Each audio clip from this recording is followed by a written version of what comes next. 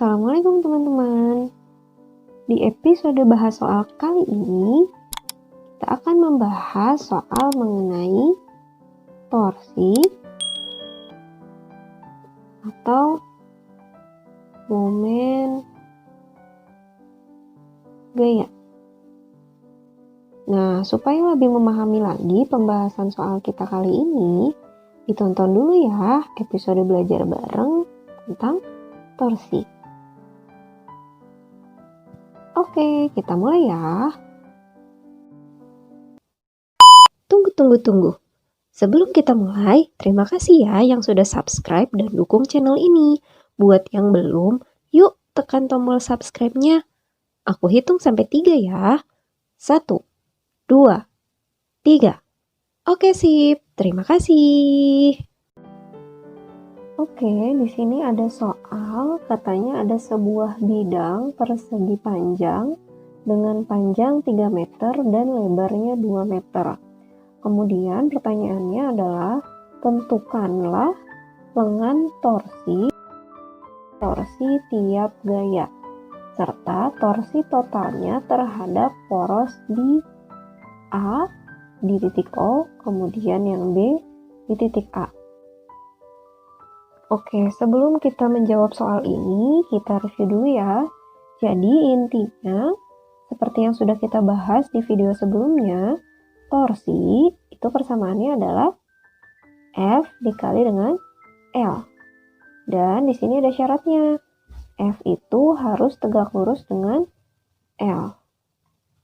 Nah, ini adalah torsi atau momen gaya, kemudian F-nya adalah gaya, dan L ini adalah lengan gaya.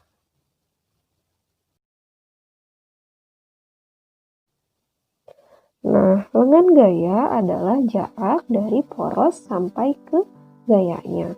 Nah, di sini ada syaratnya. F atau gaya itu harus tegak lurus dengan lengan gayanya. Oke. Nah, sekarang kita fokus pada poros di titik O nih yang akan kita bahas sekarang ya. Oke, sekarang kita akan fokus pada poros di titik O.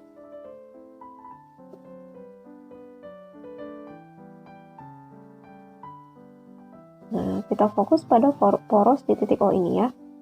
Oke, sekarang kita lihat. Dari gambar itu ada 4 buah gaya ya. Ada F1, kemudian ada F2, F3, dan F4. Kita tuliskan lagi ya. F1 itu besarnya adalah 5 Newton. Kemudian kita ingin tahu lengan gayanya. Nah, kita lihat karena poros O itu ada di sebelah kanan atas dari F1, maka untuk mengetahui lengan gaya dari F1, pertama kita perpanjang dulu gaya F1. Nah, perpanjangnya ke sebelah kanan karena porosnya ini posisinya ada di sebelah kanannya F1. Kita perpanjang ke kanan. Kemudian langkah berikutnya kita tarik garis dari poros sehingga kita menemukan posisi yang tegak lurus dengan perpanjangan gaya tadi. Nah, dari titik O sampai ke perpanjangan gaya tadi, ini kita sebut L1. Nah, sehingga kita tahu bahwa L1 itu setengahnya dari lebar persegi panjang ini, yaitu 2 meter gitu ya. Sehingga setengah dari 2 meter itu adalah 1 meter, sehingga F1-nya 5 Newton dan L1-nya itu adalah 1 meter. Nah, kita bisa langsung menghitung torsinya. Torsi 1 itu sama dengan F1 dikali L1. Sama dengan F1-nya 5 Newton dikalikan dengan 1 meter. Sehingga torsi 1 nilainya adalah 5 Newton meter. Oke, kita lihat F2. Gaya F2 dia membentuk sudut 53 derajat terhadap sumbu horizontal atau sumbu X. Sehingga F2 ini bisa kita proyeksi. Yang pertama kita proyeksi ke sumbu Y, arahnya seperti ini ya.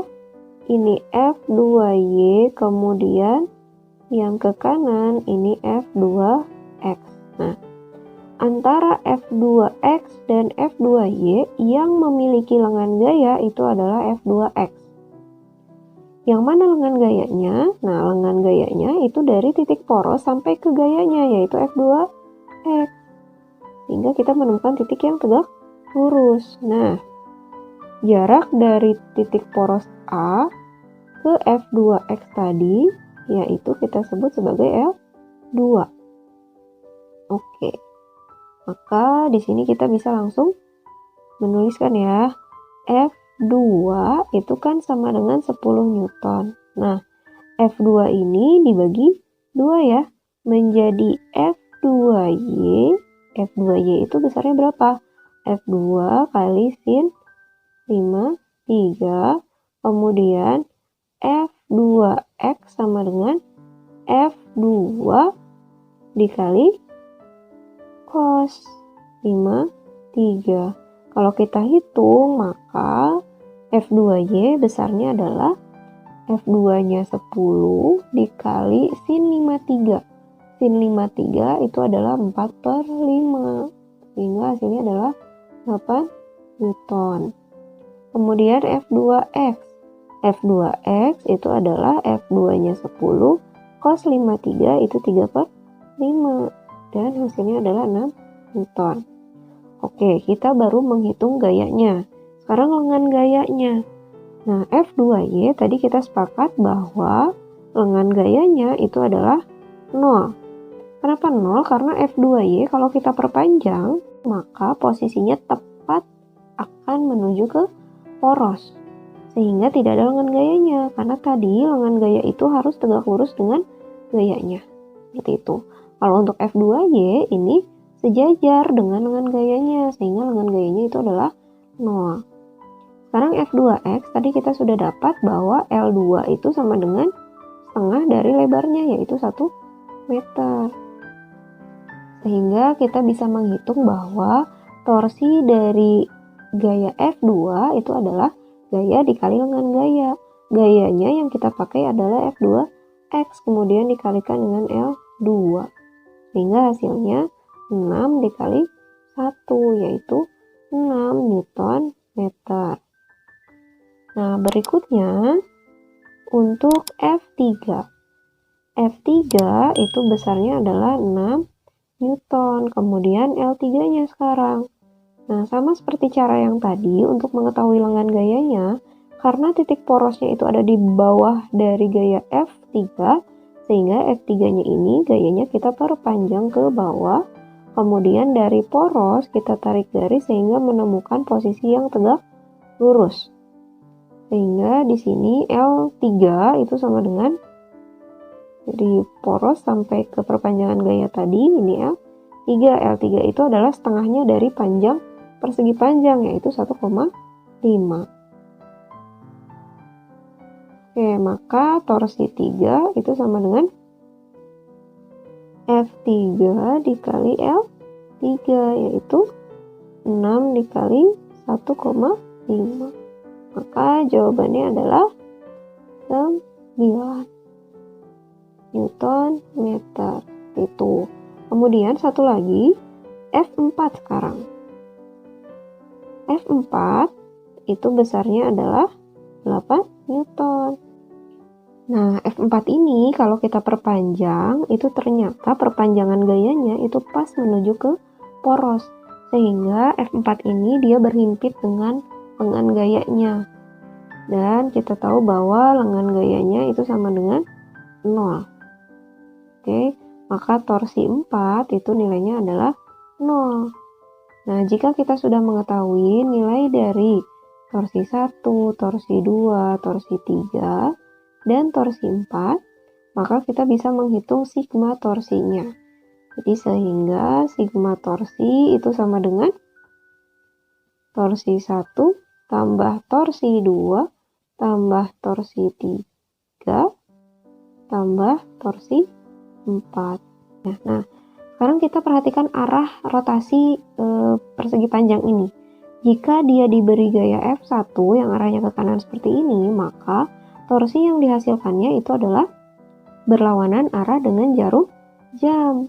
Seperti itu ya. Nah, sehingga jika berlawanan arah dengan jarum jam, maka torsi 1 itu nilainya negatif. Sehingga kita masukkan negatif 5.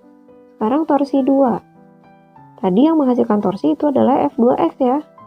Nah, sehingga kalau kita lihat, jika persegi panjang ini poros putarnya ada di titik O dan diberi gaya F2X, maka arah putarannya adalah searah jarum jam. Maka ini positif 6. Kemudian torsi 3 sekarang.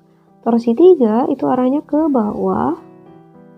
Kemudian kalau kita lihat arah putaran persegi panjang ini, maka dia akan berputar searah jarum jam. Sehingga ini positif ya. Positif torsi 3. Torsi 3 itu 9.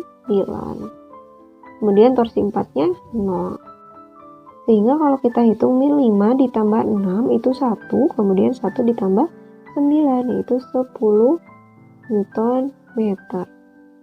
Seperti itu. Mudah ya? Nah, begitu juga jika kita ingin mengetahui torsi terhadap poros di titik A. Oke, selamat mencoba ya. Cukup sekian dulu video kita kali ini. Jangan lupa klik like, comment, and subscribe untuk mendukung channel ini. Nyalain juga lonceng notifikasinya ya.